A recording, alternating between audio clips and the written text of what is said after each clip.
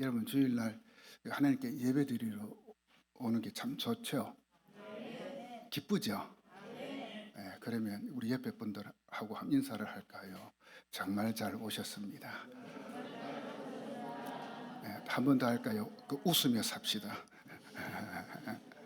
예, 우리 예수 믿는 사람은 늘 뭐 그렇지는 않습니다만은 늘 웃으며 살아야 되겠죠, 그렇죠? 예, 왜냐하면 제가 한 번씩 뭐 저도 이제 여러 교회 많은 교회 다니면 이제 말씀을 전하기도 하는데 어떤 교회는 이 성도들 인상이 너무 사나워가지고 제가 이 설교를 하려면 이게 참 이게 잘 안 돼요. 그래 뭐 잘 웃고 하면은 참 편하게 할 수 있는데 좀 우리 좀 웃읍시다. 그 예수님의 공생의 3년 사역을 세 가지로 요약할 수 있습니다. 전도와 치유와 그 훈련이죠.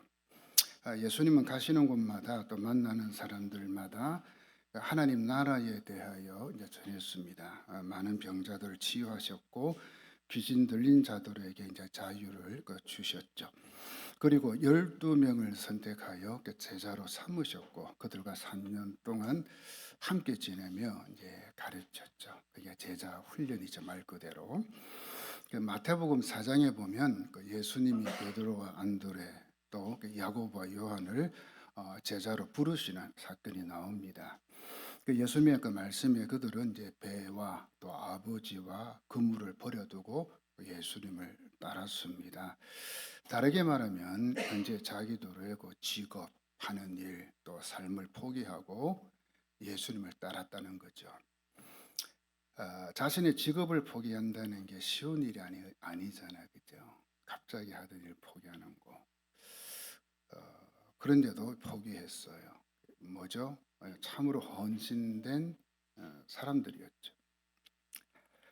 이 4명의 그 제자들뿐만 아니라 나머지 8명의 제자들도 마찬가지였습니다. 모두 다 헌신과 충성의 마음으로 가득 찬 이 불같은 그 열심 혹은 불같은 믿음을 소유한 자들이었죠.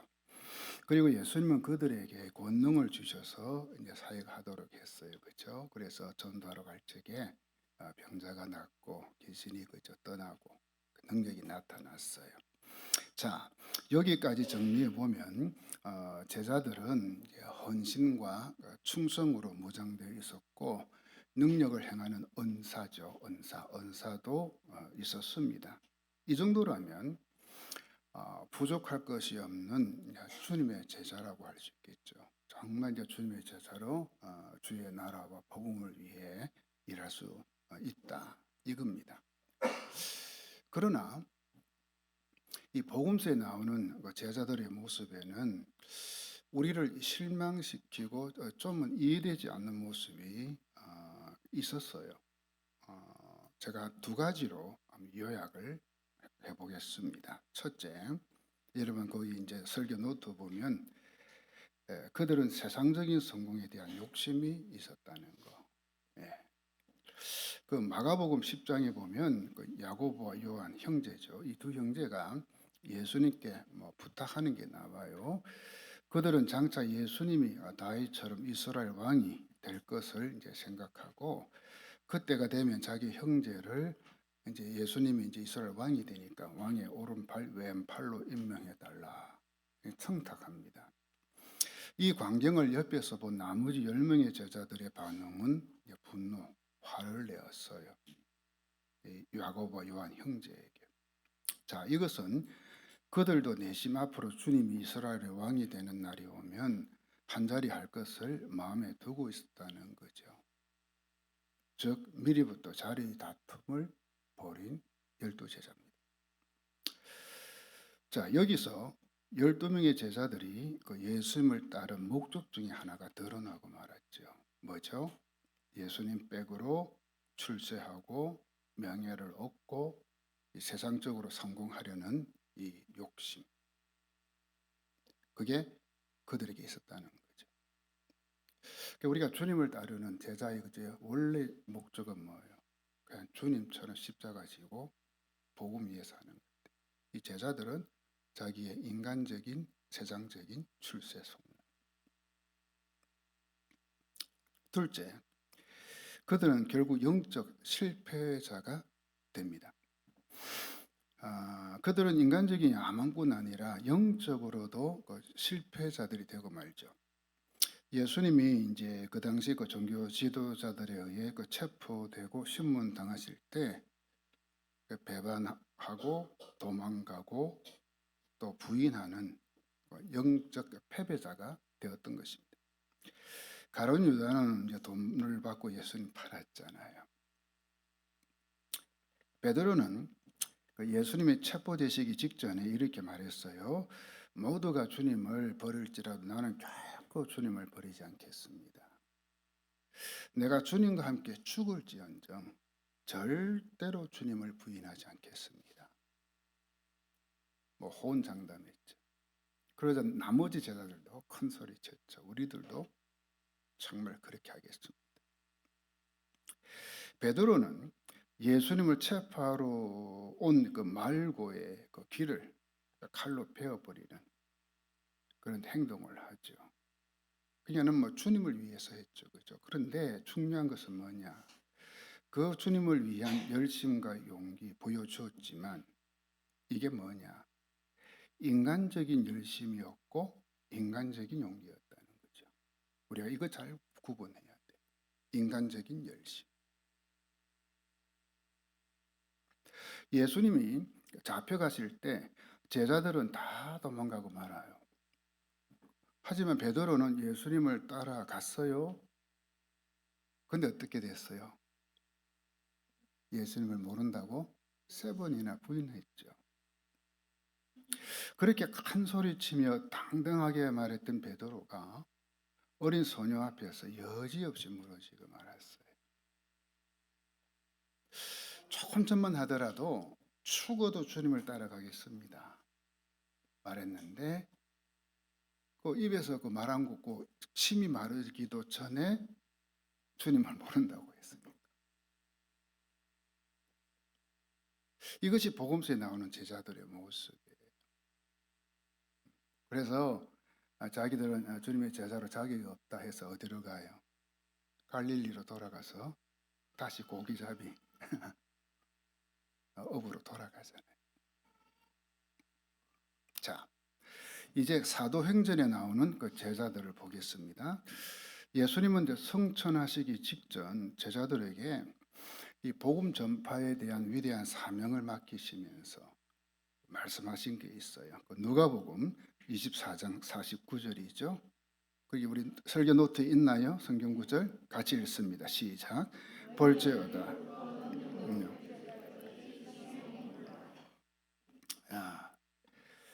그러니까는 제가 이제 그 전문을 읽어볼게요. 볼지어다 내가 내 아버지께서 약속하신 것을 너희에게 보내리니 너희는 위로부터 능력으로 입혀질 때까지 이 성에 머물라. 왜 예수께서 제자들에게 이 성에 머물라 라고 하셨을까요? 그것은 하나님 아버지께서 약속하신 것을 이제 이 제자들이 받게 되는데 그 약속하신 것이란 바로 성경에 보면은 성령 세례, 우리가 흔히 성령 충만, 성령 체험 여러 가지 말로 쓰죠. 이걸 가르쳐. 그러니까는 성령을 받으면 능력이 임한다는 거죠. 그 사도행전 1장 4, 5절에서 예수님은 오순절 다락방에 모여 있는 제자들이 받을 이 성령에 대해 말씀하셔요. 자, 제가 한번 읽어볼게요. 천천히. 사도와 함께 모이사 그들에게 분부하여 이르시되 예루살렘을 떠나지 말고 내게서 들은 바 아버지께서 약속하신 것을 기다리라. 요한은 물로 세례를 베풀었으나 너희는 몇 날이 못 되어 그 다음 뭐라 돼 있어요? 성령으로 세례를 받으리라 하셨느니라. 예수님의 제자들에게 쉽게 이야기하면 너희들이 성령을 받기 전에는 하나님의 일을 하면 안 돼. 하지 말라는 거예요. 다시 말하면 너희들이 아직까지 하나님의 일, 주의 일을 할 준비가 되어 있지 않아. 뭐 사실 지난 3년 동안 제자들은 이 하나님 일을 하기에 충분히 준비가 되어 있는 사람들로 보여지잖아요. 그렇죠? 그동안 그들은 예수님으로부터 직접 훈련 받았어요. 3년 동안. 예수님께서 기적을 일으키시는 현장에 함께 있었잖아요. 봤어요. 예수님의 명령을 받고 2명씩 짝을 지어 전도하러 나갔을 때 귀신이 쫓겨가고 병자가 치유받는 기적을 이 제자들도 행했거든요. 그리고 예수님의 십자가 죽음과 부활 또 승천까지 직접 목격했잖아요. 와. 지금까지 본 대로 배운 대로 사역하면 되거든요. 그럼에도 예수님은 제자들에게 너희들 아직 준비가 되어 있지 않아. 예루살렘 떠나지 마. 여기서 기다려. 능력 있는 사역을 위해 좀 더 준비해야 할 게 있어. 라고 말씀하시는 거예요. 뭐죠? 부족하다는 거예요. 부족하다. 지금 상태는 좀 부족하다. 아니, 가장 중요한 것이 빠졌다는 거예요. 여러분 잘 들으셔야 돼요. 우리 모두 다 하나님이 하잖아. 그죠? 근데 정말 중요한 것 빠진 채 할 수 있더라는 이야기라. 뭐죠? 성령 세례 혹은 성령 충만 아니면 성령 체험. 1892년 열정에 불타는 한 젊은 미국 선교사가 미국 뉴욕에서 인도로 향하는 그 전기선 배에 올랐습니다. 배에 오르자 아버지의 친구이신 목사님이 보낸 한 통의 편지를 딱 받게 됩니다. 편지의 내용은 아주 짧았습니다. 사랑하는 존, 자네가 성령 충만함을 입기까지 너를 위해 기도하기를 쉬지 않겠네. 그는 그 편지를 읽고 자존심이 상하고 말았지요. 그리고 화가 났어요. 그리고는 이 편지를 확 구겨서 그냥 선질 한 구석에 확 던져버렸어요. 그리고는 화가 난 마음으로 가판 위로 올라갔지요. 아니, 내가 이 남은 생애를 바쳐 인도에 복음을 전하고자 하는데 내가 그렇다면 성령 충만하지 지금 않다고? 기분이 굉장히 상해버려요. 나는 그렇게 그동안 기도로 준비해서 인도에 정말 복음 전하기 위해서 가는데 나를 그래 성령 충만하지 않다고. 내가 너가 성령 충만할 때가 내가 기도하겠네라고 했으니까.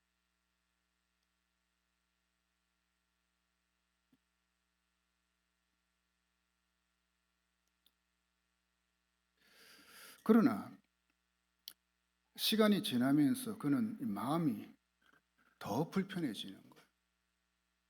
갈수록 그 목사님의 말이 맞다는 생각이 들기 시작한 거지요. 얼마 동안의 시간이 흐른 뒤 그는 다시 선실로 되돌아갑니다. 그리고 몸을 구부려 그렇게 구겨버린 그 편지를 찾아서 다시 읽어봅니다. 여전히 마음이 거북했지만 그 아버지 친구, 그 목사님의 말이 옳고 자신이 틀린다는 것을 이게 이제 확신이 점차로 이제 강해지는 것을 거부하기 어려웠던 거지요. 2, 3일이 더 지난 뒤에야 그는 자신이 비참한 존재라는 사실을 느끼게 되었습니다. 그는 인도에 도착할 때까지 매일 성령 충만을 위해 하나님께 간구하며 보냈습니다. 매일 그 배 안에서. 인도에 도착한 후 그는 인도의 부흥 운동을 일으키는 위대한 선교사로 사역을 하지요. 그의 이름은 기도하는 하이드로 알려진 존 하이드 선교사입니다. 저는 여러분한테 이 기도하는 존 하이드 이 책을 꼭 읽기를 강추합니다. 읽어보세요. 주님은 지금 제자들에게 필요한 것은 주님의 일을 하는 것이 아니라 성령 충만을 받는 것임을 주님은 아셨던 거예요. 주님의 말씀대로 제자들은 주님이 승천하신 후에 예루살렘을 떠나지 않고 마가의 다락방에 모여 약 10일 동안, 제가 이제 쭉 그 성경을 연구하다 보니 한 10일 있더라고요. 10일 동안 전적으로 기도에 힘썼어요. 10일 동안 집중 기도한 거예요. 그 결과 주님께서 약속하신 성령을 받잖아요. 사도행전 2장 1절에서 4절 보세요. 오순절 날이 이미 이르매 그들이 다 같이 한 곳에 모였더니 홀련히 하늘로부터 급하고 강한 바람 같은 소리가 있어 그들이 앉은 온 집에 가득하며 마치 불의 혀처럼 갈라지는 것들이 그들에게 보여 각 사람 위에 하나씩 임하여 있더니 그들이 다 성령의 충만함을 받고 성령이 말하게 하심을 따라 다른 언어들로 말하기를 시작하니라. 아멘. 이 성령 체험 사건이 이 제자들의 삶과 사역을 180도 변하게 만든 거죠.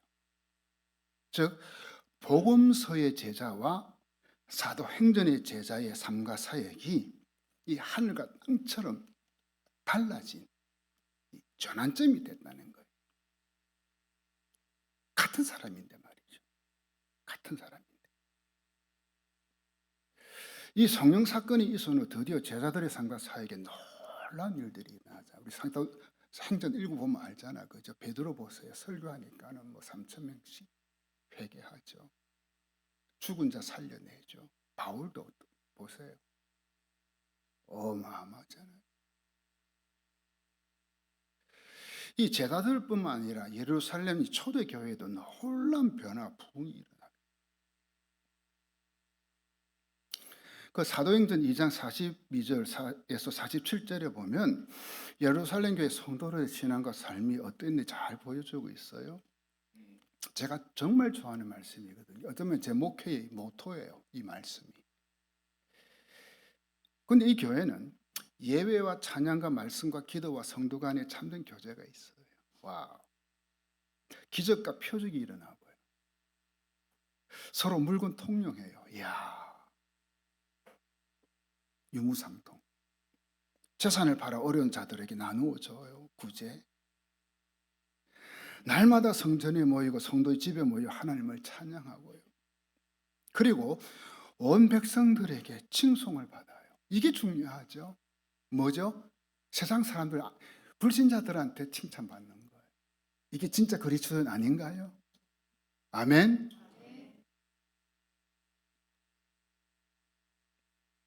그 결과 어떻게 돼요? 이 초대교회 성도들을 통해서 수많은 사람들이 예수를 믿게 되잖아요. 이게 교회죠. 그렇죠? 이게 교회잖아요. 이런 능력이 있어야 될 거 아니에요. 이런 아름다운 광경이 사도행전 28장까지 계속 이어진 볼 수 있어요. 이 성령님을 통한 은혜와 능력과 역사와 기적이 수없이 일어났고 이로 인한 복음 전파와 하나님 나라가 확장되는 것을 우리는 곳곳에서 발견할 수 있습니다. 저는 아주 좋은 교회가 지금보다 더 성령 충만한 교회가 되기를 축원하는 것입니다. 성령의 은혜와 능력과 역사와 기적이 일어나는 교회가 되기를 주의 이름으로 축원하는 거예요. 자, 그러면 성령 세례를 받은 자들에게 일어나는 변화에는 어떤 것이 있을까? 그렇죠? 우리가 자꾸 성령 충만, 뭐 성령 받아야 된다. 여러 가지 표현이 다르지만 같은 거거든요. 그럼 어떤 변화가 일어나? 세 가지로 말할 수 있습니다. 첫째, 성품의 변화입니다. 따라해 볼까요? 성품의 변화. 혹은 인격의 변화. 혹은 사람 됨됨이의 변화. 그 예수님께서 처음 사도 요한에게 붙여준 별명은 보아너게입니다. 뜻이 뭔 줄 아세요? 우레의 아들. 상상이 되죠, 여러분? 이 요한의 성격이 얼마나 불같았으면 별명을 우레의 아들. 불같은 사람이었어요. 누가복음 9장 51절에서 55절에 보면 예수님과 제자들이 예루살렘으로 가려고 사마리아 지방을 이제 지나가게 되죠. 그런데 사마리아 사람들이 예수님 일행을 이제 배척하는 거예요.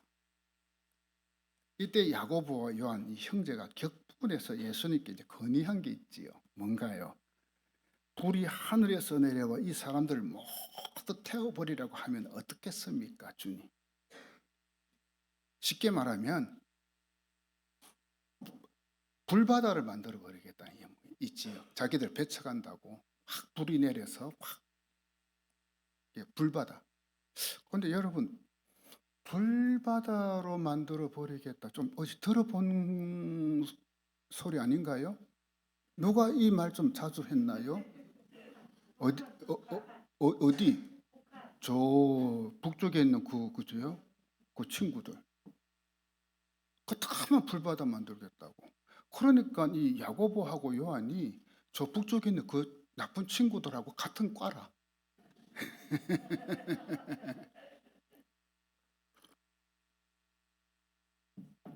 그러나 이 성령 세례를 받고 난 이후 주님의 참된 증인이 되었을 때 요한은 사랑의 사도로 변화되었다는 거죠. 여러분, 요한 1서 보세요. 누가 기록했어요? 사도 요한이 기록했잖아요. 3장 18절.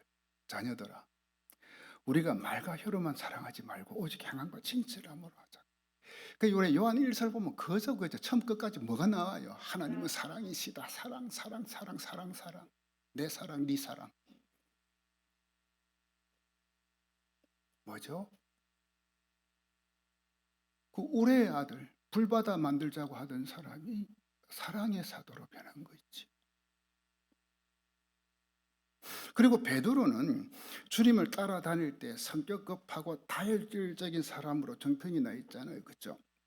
무엇이든지 자기가 먼저 해야 돼.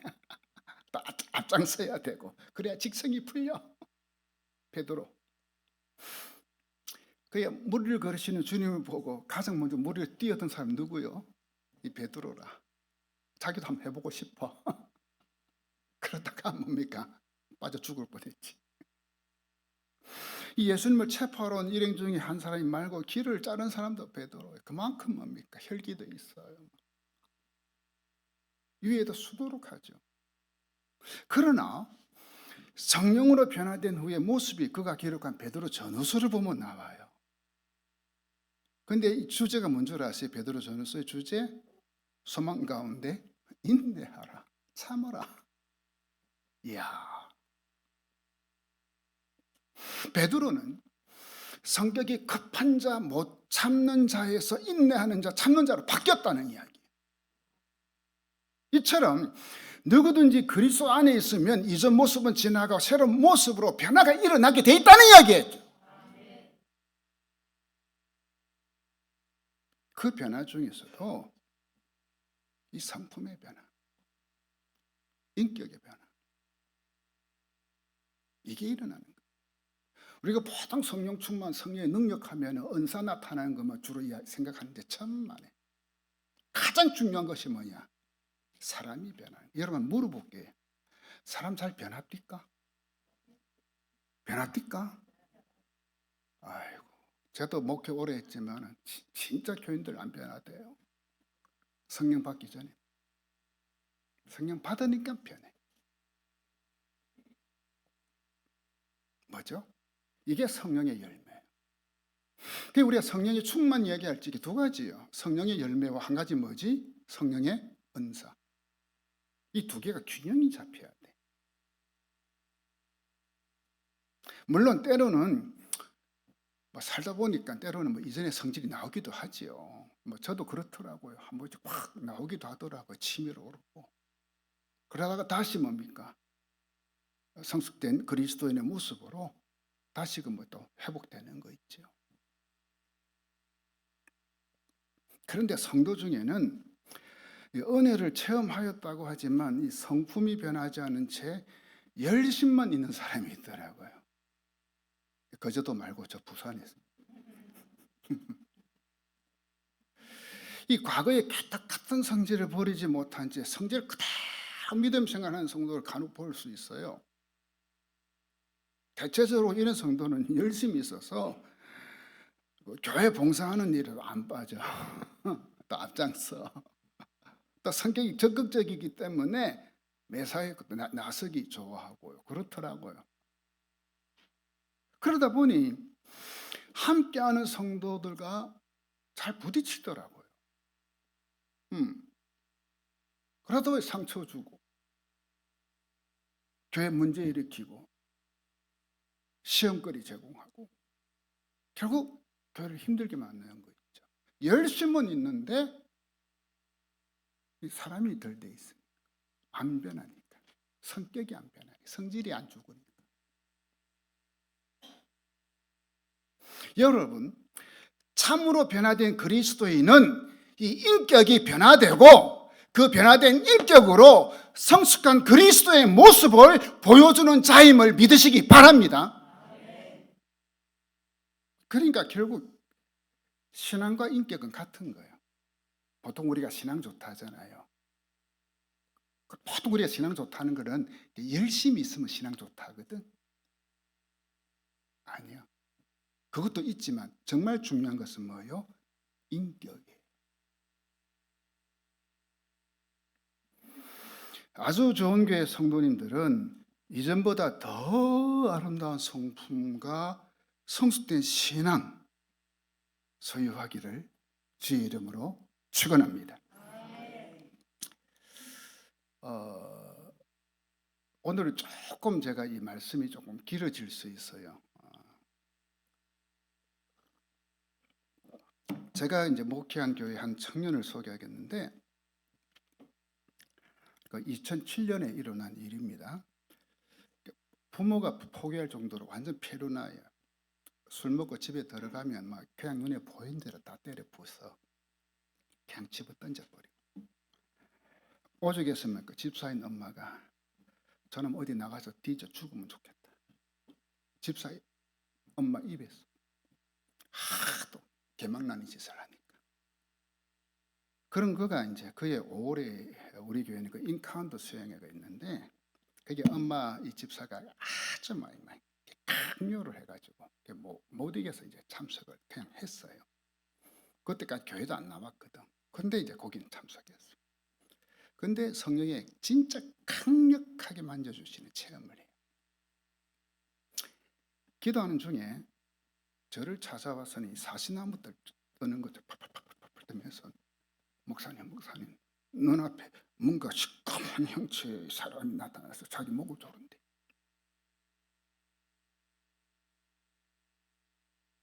그 악한 영이 형제를 사로잡고 있는 거예요. 그래서 제가 이제 이 형제 붙들고 이제 대적 기도했죠. 그랬더니 이 사색이는 형제 얼굴이 싹 정상으로 돌아오는데 뒤에 후 하고는 한숨을 크게 내쉬면서 이제 좀 살 것 같습니다. 그러던 중에 9월에 이제 특별 새벽 기도회를 저희 교회 그때 2주간 했어요. 그때 제가 이제 마지막 날 교인들 전체 안수 기도를 해줬는데 그때 이 형제가 또 성령 체험을 또 해요. 기도하는데 뭔가 가슴으로 뜨거운 기운이 쫙 들어온 걸 느끼고 그래서 방언이 터지고 또 자기 몸이 공중에 붕 떠 있는 느낌을 받았다. 그러면서 그동안 진짜 눈을 보면 살기가 있었거든요. 거기 싹 사라져버리고 그리고는요 이 바보가 돼버려. 허허 그냥 웃고. 그리고 이 형제가 그 YM 예수전도단에 그 DTS 훈련 갔다가 또 은혜 받고 성령 체험하고 간사가 돼요. 제수 열방대요.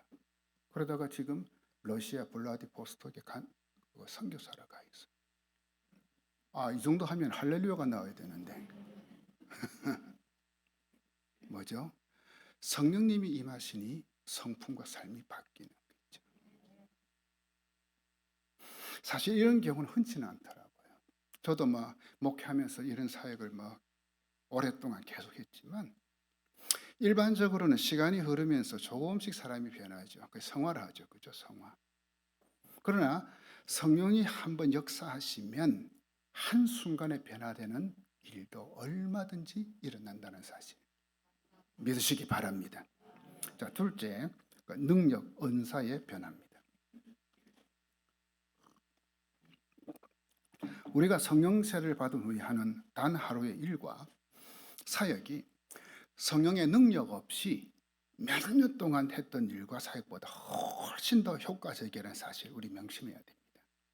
결국 목사나 목회자나 우리 성도들이나 다 성령의 능력으로 살아야 돼요. 일상생활 물론이죠. 제 이야기를 좀 하겠습니다. 전에 제가 조금 했죠, 그죠? 그냥 간단하게 할게요. 자세하게는 못하고. 정말 제가 소심했고 내성적이고 특히 이제 이 언어장애 말을 더듬었고 사람들 앞에 말하는 걸 굉장히 꺼려했고 그런 사람이었어요. 진짜 말재주 없고 음성도 안 좋고 발음도 정확하지 않고 이 노래도요 음치에다 박치예요. 이 악보를 보고 노래하면 좀 많이 틀리고 악보를 안 보면 조금 맞고 눈 감고 하면 제일 잘 불러요. 좀 비웃네요 나를. 그 정도였어요. 그냥 아무리 기도하고 생각해봐도 결론은 나는 목사가 되어 설교를 할 수 없다. 콜링이 왔을 때 30이 넘어서 콜링이 왔는데 부모를 비롯한 가족들 모든 결사 반대죠. 안 된다는 거지. 네가 말을 못하는데 그래가 어떻게 설교를 하는 목사가 돼서 안 된다 안 된다. 근데 제가 지금 아주 좋은 교회 설교하고 있잖아요. 여러분 제가요 이 10수년 동안 이 은퇴해서 이 거제도에 오기 전까지 그 부산 그 국동방송 보면 그 소망의 기도 혹시 들어봤나요? 그 생방송으로 하는 거 기도해 주는 프로그램 제가 10수년 했어요. 여러분 이게 말이 돼요? 말 못한다고 말 더듬는다 그래서 설교가 안 된다고 가족들이 결사 반대한 이 사람이 세상에 생방송 진행하다니. 부산 국동방송 PD가 끄떡하면 나를 찾아요. 목사님 좀 방송국 와주세요. 이 프로그램 좀 진행해 주세요. 희한하죠. 제가 한 교회에서 21년 목회하다 은퇴했잖아요. 설교 못한다는 소리 들어본 적이 없거든. 이야. 하나님께서 저를 이 불쌍히 여기셔서 이 성령의 은사와 능력을 부어주시고 절대로 제가 그런 실력이 있고 똑똑하고 유능하고 아니잖아요. 자타가 인정하는 설교 불가, 목회 불가. 그걸 해왔잖아요. 성령의 능력으로. 각종 은사가 임했어요. 그냥 때로는 기도하면 병이 나와요. 암도 낫고 귀신 떠나가고.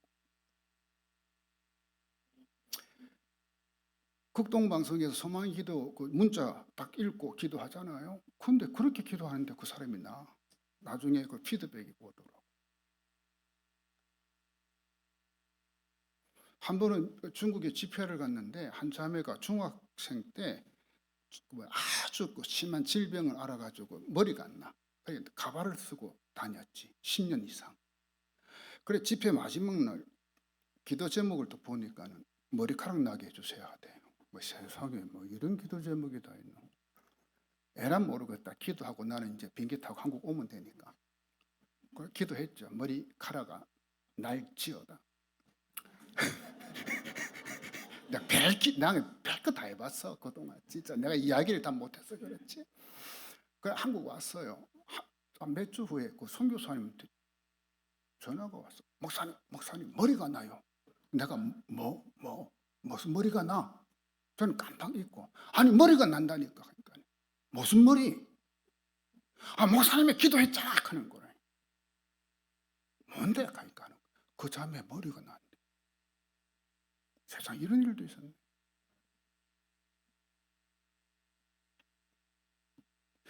여러분, 제가 왜 이 이야기를 하는지 아시겠어요? 저는 성령님이 아니었더라면 결코 목회할 수 없는 사람이었거든요. 성령의 은사와 능력이 임했기에 설교하고 목회할 수 있었던 거예요. 저만 그럴까요? 아니죠. 목회자든 우리 성도든 누구든 다. 여러분, 기도에는 능력이 있습니다. 기도의 사람이 되시기 바랍니다.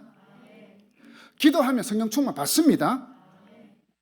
이 성령이 부어주시는 능력이 임해요. 그럴 때 여러분을 통해 기적이 일어나고 치유 회복이 일어나는 거지요. 제가 그동안 목회하면서 기도하면 때로는 그 환자 병자들 낫고 때로는 낫지 않는 경우가 사실 더 많죠. 왜 그럴까요? 제가 하는 게 아닙니다. 그렇죠? 성령님이 하시는 거니까. 성령님의 뜻이 있으니까. 저는 그냥 단지 뭐예요? 성령의 도구인 거예요.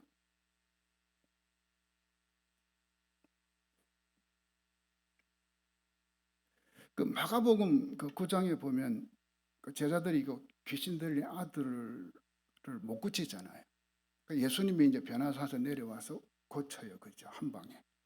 나중에서 이제 이 제자들이 쪽팔려가지고 그때는 못 물어보고 나중에 예수님께 묻죠. 예수님, 우리는 왜 그렇게 못했습니까? 이유가 뭡니까? 그때 예수님께 하신 말씀이 뭐예요? 그 마가복음 9장 29절이죠. 9절이죠. 이르시되 기도 외에는 다른 것으로는 이런 종교 나갈 수 없는 일. 기도가 능력.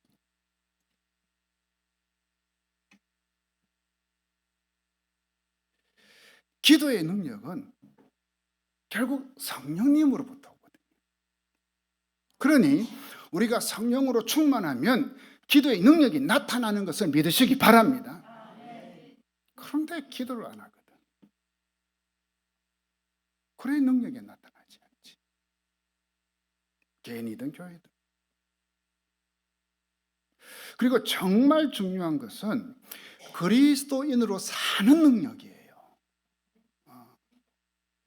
이 핍박이 와도 끝까지 믿음을 지키는 능력. 고난 속에서도 정말 주님 붙들고 기뻐하는 능력. 위협을 가해도 예수를 부인하지 않는 능력. 어떤 상황 속에서도 이 복음을 전하는 능력. 문제가 해결되고 하늘문이 열리는 능력 등등. 이 능력은 성령 충만할 때 임하는 거예요. 셋째, 헌신의 변화입니다. 이미 우리는 사도행전에 나오는 제자들의 삶을 보았어요. 그들은 죽기까지 헌신했어요. 사도행전 2장부터 28장까지 한번 여러분 보십시오. 헌신이 무엇인지를 우리에게 보여주고 있습니다. 이것이 성령 받은 사람의 특징이죠. 제가 사역했던 목회했던 교회 한 우리 권사님을 소개할게요. 이분은 그 초등학교를 제대로 나오지 못해서 그래서 한글을 못 써요. 한글 읽는 거는 겨우 좀 하고 쓰지는 못해. 30대에 가부가 되어서 이제 가사 도우미를 하면서 이제 두 자녀를 키워요.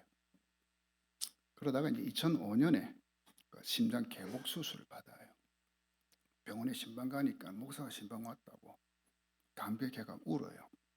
그러면서 하는 말이 목사님 난 지금 죽어도 좋아요. 죽으면 주님 계시는 천국 가니까. 그러다가 몇 달 후에 유방암 진단을 또 받아요. 또 수술을 했죠. 그때도 낙심하지 않고 하나님 원망하지 않고. 그 퇴원 후에 구청에서 나온 그 극빈자 병원 보조금을 그 당시 우리 교회가 이제 땅 사고 뭐 공사하고 한다고 빚은 헌금을 했거든요. 자발적으로. 빚은 헌금으로 드리는 거예요. 그러니까 자기는 이제 든 암보험이 있어서 병원비 지불하고 남았다면서 거기서 받은 거를 다 몽땅 하나님께 드리는 거예요. 그 후 얼마 있지 않아서 이제 상조회에 가입한 것이 있는데 만기가 돼가 찾은 돈이 200만 원. 이걸 또 가지고 와서 또 빚은 헌금을 하는 거예요. 사실 이제 빚이 100만 원 정도 있었는데 상조에서 받은 250만 원 중에 50만 원은 이제 빚을 갚고 남은 돈 50만 원은 이제 뭐 차츰차츰 갚으면 되고 해서 그래서 200만 원 들고 간 거예요. 그래 제 생각에는 아이고 그 빚이라 다 갖고 한 150만 원만 가지고 정말 제가 많이 울었어요. 눈물이 났어요. 하나님께 드리고 싶다. 뭐 그렇게 큰 수술 2번 했잖아요. 근데도 매일 새벽기도, 뭐 봉사, 청소, 교회 청소, 뭐 전도, 선교 빠지는 이분이요. 청교지 다 갔어. 저 따라 아프리카도 가고 뭐 안 간 데가 없어.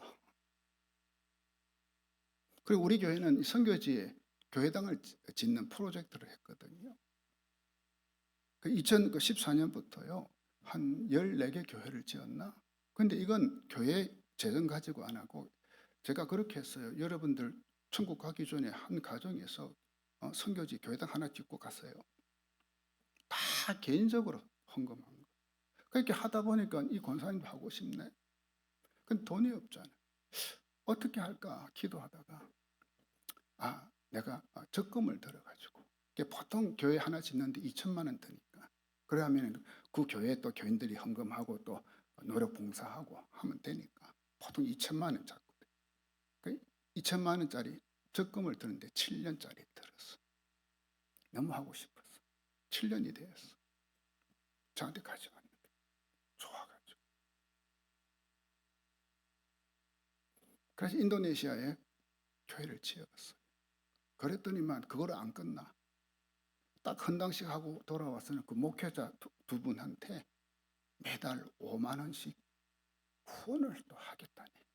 이야, 이 양반이 뭐 한다고? 큰 기업체 사장? 아니요. 가사도우미. 그 자녀들한테 용돈 받고. 그걸 모아가지고.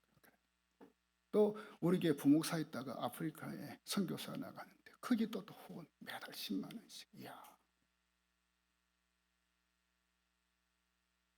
이 외에도 이 권사님이 하나님께 정말 드리고 헌신하고 살았던 거 생각하면 할 말이 많아.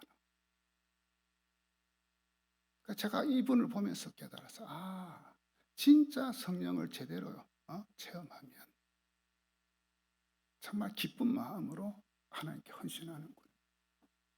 그냥 누구 눈치 보고 그죠? 내가 뭐 교회 장로인데 권사인데 그래서 체면상 하는 게 아니고 진짜로.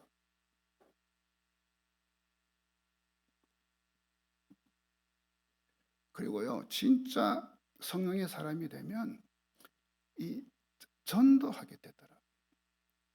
그 어느 권사님의 고백이에요. 전에는 나만 예수를 잘 믿으면 된다고 생각했는데 이제는 그게 아니라 어떻게 하면 이웃을 전도할까 이거 생각하며 산다는 거예요. 또 하루는 제가 밤 11시에 경에 제가 모양실에 있다가 이제 본당에 기도하러 들어가려고 했어요. 근데 본당 안에서 울면서 기도하는 소리가 들려. 보니까 그때 30대 초반 되는 자매야, 자매. 그래서 속으로 이 자매가 실연을 당했나 아니면 큰 아픔이 있나 왜 저렇게 울면서 기도하지? 밤 11시인데.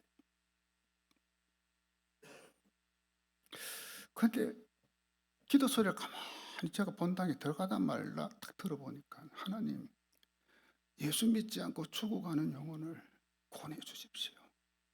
복음을 증거하는 삶을 내가 살고 싶습니다. 세상에 이 기도를 울부짖으며 있네. 그러니까 저희 교회는 그 당시 한 9시부터 기도하는 게 있었거든요. 전당에서 매일 지금도 지금은 8시부터 8시 기도회가 매일 기도해요. 우리 새벽에도 하지. 그냥 9시부터 11시까지 이 기도하고 있다. 여러분, 이 성령님을 만나게 되면 최고의 관심이 다른 데 있지 않아요. 영혼 구원 전도에 있는 줄 믿으시기 바랍니다. 성령님을 만난 사람은 이 삶의 초점이 달라집니다. 삶의 방향이 달라진다는 거죠. 이전에는 나만 예수 잘 믿고 복 받으면 됐는데, 이제는 나를 통해 다른 사람들이 복을 받는 축복의 통로로 살게 되는 거지요. 이처럼 성령의 역사는 이 감정적 체험이 아니라 전인격적인 변화를 가져다 주는 거예요. 전인격적인 변화. 제가 이제 마지막으로 한 분 소개하고 마치겠습니다. 2013년 1월이네요. 타교의 교인인데 저한테 이제 전화가 와서 좀 자녀가 좀 심각한 문제가 있어서 좀 기도를 받고 싶다고 해서 이제 그 부인하고 그 아들, 초등학생 아들하고 이제 왔어요. 그러니까 이 부분은 그동안 뭐 주일날 교회 가서 예배하고 봉사하는 정도로 어쩌면 좀 평범하게 일반적인 신앙생활을 했죠. 뭐 특별히 기도 생활을 한 것도 아니었고요. 그런데 그날 함께 기도하는 중에 성령께서 그 남편 집사, 그 아들을 기도해달라고 데리고 왔는데 집사람이 저한테 툭툭 치면서 저 아빠를 위해서 기도 좀 하면 좋겠다. 그래서 그 남편 그 집사를 기도하는데 그 기도 중에 성령이 임한 거예요. 그런데 악한 영이 딱 빠져나가는 게 보여. 마음의 상처가 치유가 되더라고요. 나중에 이 집사님께서 고백하는데 그때 자기 안으로 무언가가 들어오는 느낌을 받았대. 바로 성령님이 임하신 거죠. 그러니까 이런 경우 처음이었대, 이분이. 그런데 놀라운 것은 집으로 돌아가서 그 다음날 새벽에 또 자고 있는데 병우아 일어나라, 병우아 일어나라. 그 음성이 들려서 벌떡 일어나서 바로 교회가 달려가서 새벽 기도한 거예요. 며칠 동안 계속해서 이런 일이 일어나는데 그래서는 새벽, 낮, 밤 하루에 3번 부르짖으며 기도하는데 놀랍게도 회개 기도만 나오더래요. 그동안 하나님께 지은 죄가 자세하게 떠오르는데 자기가 지은 죄가 얼마나 많은지 깜짝 놀라요. 3일 동안 회개 기도만 시키는 거예요. 얼마나 부르짖으며 기도했는지 성악가인데요. 목이 쉬어버렸더라고. 저한테 전화를 하는데 3일 후에 다시 와서 좀 기도 한 번 더 해줄 수 있느냐 해서 오라고. 다시 또 기도했어요. 함께 기도하는데 성령께서 이 집사님을 정말 강하게 만지시는데 저는 그동안 이 사역을 하면서 이분처럼 기뻐하는 것 못 봤거든요. 그냥 이야, 세상에 그렇게 기뻐하는 걸 못 봤어. 얼굴이 환해지면서 막 두 손을 두고 탄성을 지르며 기도하는데 방언이 터지고요. 새로운 사명과 비전을 깨닫는 거예요. 그 자리에서 성령님이 주시는 거죠. 그동안 성악가로서 교회에서 찬양 인도를 하고 뭐 음악 해동, 뭐 찬양을 많이 했을 거 아니에요. 했는데 지금 생각해 보니까 하나님께서 자기가 찬양할 때 얼마나 듣기가 거북스러웠겠는가. 이 마음이 들더래요. 얼마나 자기가 노래할 적에 하나님 듣기가 거북스러웠을까. 그러면서 이제는 진짜 영으로 찬양하게 되었다면서 그래 그날 내가 그럼 찬양 한번 해봐요 했더만 진짜 뭐 성악가가 일어나서 주 하나님 지으신 세계를 찬양하는데 진짜 영으로 찬양하더라고. 와. 그리고 이제 그 대학교 교수인데 가서 이제 그 레슨 들어오는 학생 그냥 붙잡고 이제 전도하는 거예요. 전도. 그 후로 지금까지 뭐 새벽기도 한 번도 빠지지 않고 기도하는데 기도하는 시간 그렇게 좋을 수가 없대. 그리고 이제 그 부인 집사님 이야기도 좀 해야 되겠죠. 그죠? 그 아들 위해 밤마다 교회 나가 이제 기도를 해서 아들이 이제 지금 좀 굉장히 심각한 프로블럼이 있었으니까.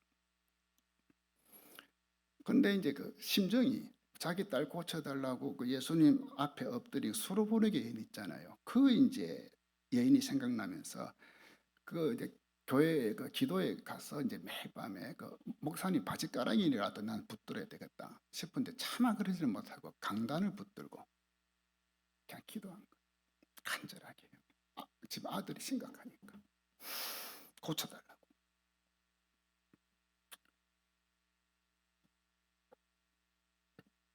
그런데 아들이 이제 뭐 증세가 좀 이상하니까 학원도 다 못 다니고 갈 수가 없죠. 그냥 이제는 이 집에서 가정 예배만 드리는 거예요. 이제 오직 하나님께서 하셔야 된다. 예배만 드렸어.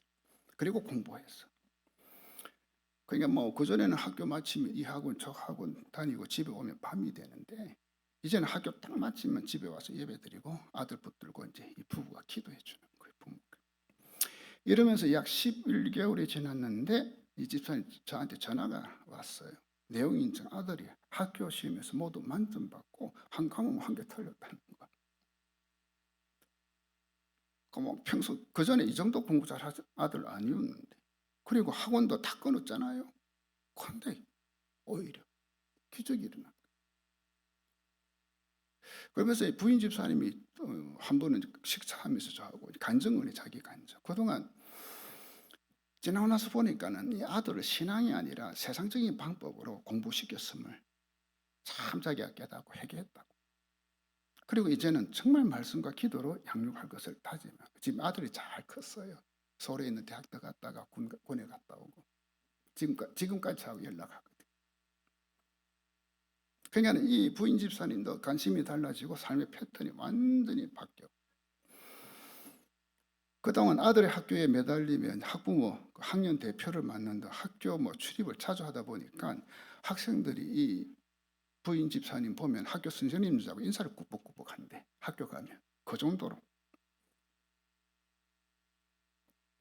그런데 성령님을 만나 은혜를 받은 후부터 학교 활동을 딱 끊어버리고 이제 그냥 기도하고 믿음 생활 전념하는 거죠. 이전에는 뭐야, 돈이 자기 고백에 목사님 제가 부끄럽지만 고백할게요. 이전에는 돈이 아까워서 감사한금을 5만 원 이상 해본 적이 없대. 그러면서 아들 그 담임 선생님한테 명품 선물하고. 그러나 이제는 은혜를 받고 보니까 하나님께 드리고 싶은 마음이 이제 간절해졌다는 거죠. 이 교회 이제 장애인 부서에서 봉사를 했는데 뭔가 좀 헌금을 하고 싶어. 그래서 수중에 빠진 돈도 없고 해서 그동안 그 부산에 그런 게 있더만 명품 가방 개. 그러니까는 개를 하는데 그래 돌아가면서 순서대로 명품 가방 사는 거. 그걸 해가지고 이제 있는 명품 가방 이걸 내가 이제 팔아서 헌금 좀 하면 되겠다 싶어가 내놓으니까 돈이 그렇게 많이 안 되더래. 그래 어쩌지 뭐 기도하다가 옳지 집에 그 모아놓은 그동안 이 폐물 이거 팔면 돈 되겠다 싶어요. 그걸 다 처분해가지고 몽땅 하나님께 드리. 그런데 한 개도 안 하고 전에는 감사한금 얼마? 5만 원도 해도 아까웠는데 이걸 드려도 막 한 개도 안 아깝고 그냥 기뻐 넘치더래.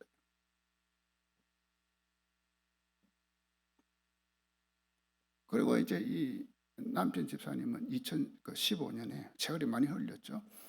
원래 성악을 했으니까 이태리 밀라노에 안식년 1년을 갔어. 그래 거기 가서 자기가 이제 딱 결심한 것 중에 내가 새벽 기도를 해야 되겠다. 그래 주변에 한인교회 찾아보니까 없어.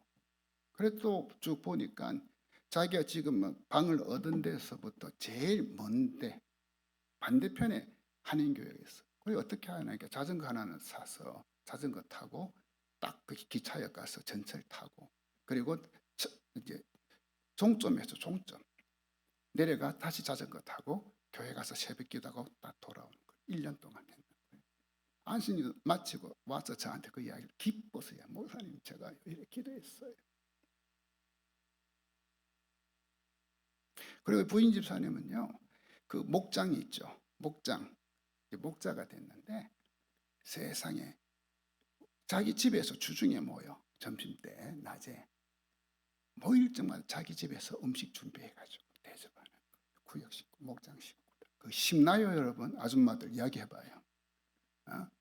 자기 밥 해먹는 것도 귀찮은데 맨날 이것도 모자라가지고 저 조금 상처받고 참 아픔이 있는 성도들 보니까 너무 이제 거기에 또 마음이 안 돼서, 그래서는 기독교 상담 심리 대학원에 진학해 좀 배워서 좀 체계적으로 내가 좀 돕고 싶다고.